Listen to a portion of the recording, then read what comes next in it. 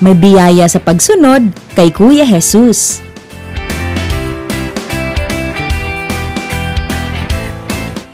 Ang mabuting balita ng Panginoon ayon kay San Mateo. Mula noon ay ipinaalam na ni Jesus sa kanyang mga alagad ang mangyayari sa kanya.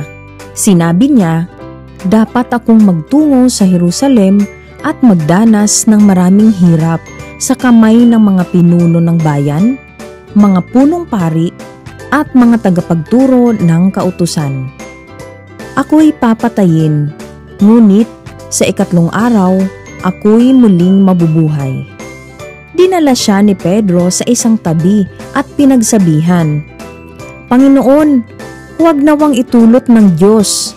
Kailan may hindi iyan mangyayari sa inyo? Ngunit hinarap siya ni Jesus at sinabihan, lumayo ka, Satanas, hadlang ka sa aking landas. Ang iniisip mo'y hindi sa Diyos, kundi sa tao. Sinabi ni Jesus sa kanyang mga alagad, sino mang nagnanais sumunod sa akin, ay kailangang itakwil ang kanyang sarili, pasanin ang kanyang krus, at sumunod sa akin.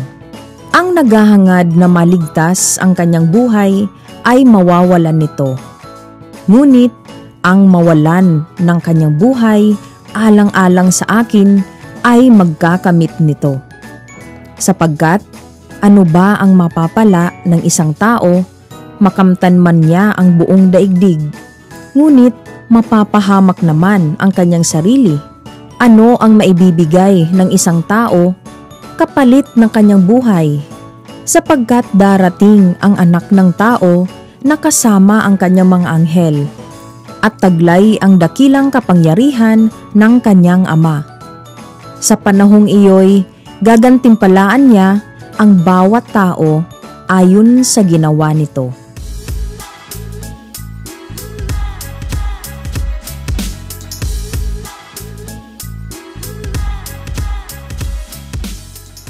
Sa Ebanghelyo ngayong linggo, sinabi ni Kuya Jesus sa kanyang mga alagad, sino mang nagnanais sumunod sa akin ay kailangang itakwil ang kanyang sarili, pasanin ang kanyang krus at sumunod sa akin.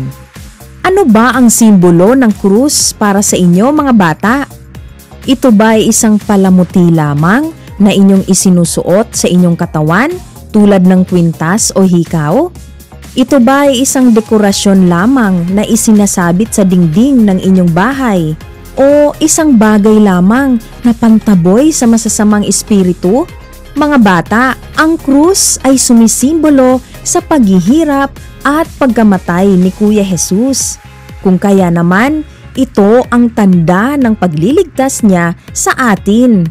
Sa kanyang pagkamatay sa krus, ipinakita ni Kuya Jesus ang labis na pagmamahal niya sa lahat ng tao. Dahil dito, ang krus ay hindi basta dekorasyon lamang. Ito ay simbolo at paalala ng pagmamahal ni Kuya Jesus sa atin.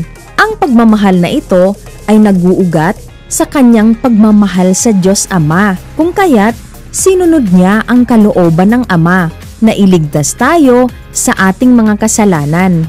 Tulad ng pagsunod ni Kuya Jesus sa Diyos Ama sa Ebanghelyo, tayo rin ay kanyang inaanyayahan na sumunod sa kanya. Ang pagsunod na ito ay nangangahulugan ng paglimot sa sarili at pagpasan sa ating sariling krus.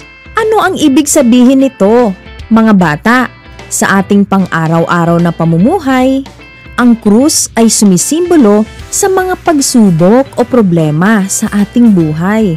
Kayo bilang mga bata ay dumadaan din sa mga pagsubok na ito.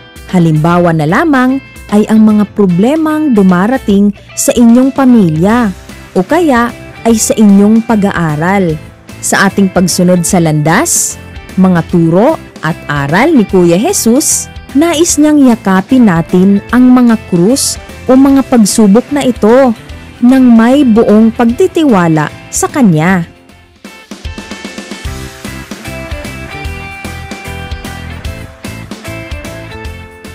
alam natin na hindi madali ang sumunod kay Kuya Jesus.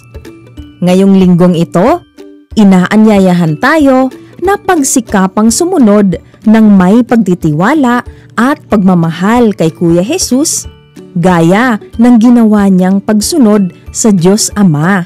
Mga bata, alalahanin nating palagi na may biyaya sa pagsunod. Ang sabi nga sa Ebanghelyo, gagantimpalaan niya ang bawat tao ayon sa ginawa nito.